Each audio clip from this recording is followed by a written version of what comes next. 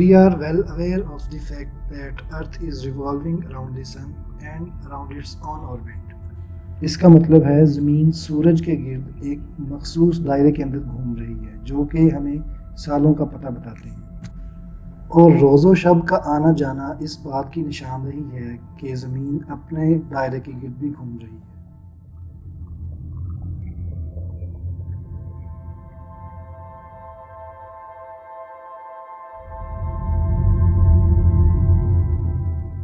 And the moon revolves around the earth. And if moon revolves around the earth, then it can be possible कि चांद ज़मीन और सूरज के दरमियान आ जाए.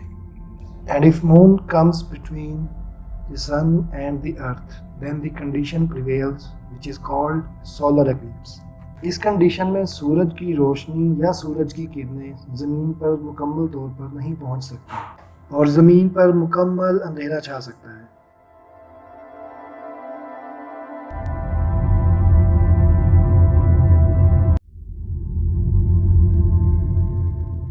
Let us understand the whole procedure with a simple example.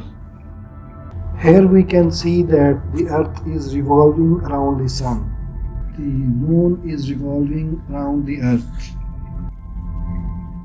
Now we can clearly see that when the earth is between the moon and the sun, then the condition which is called lunar eclipse occurs.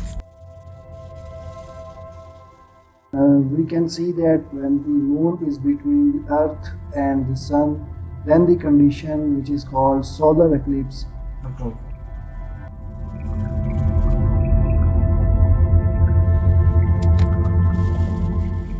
जब चांद सूरज और ज़मीन के दरमियान आ जाए तो उसको हम बोल देते हैं सोलर एक्लिप्स।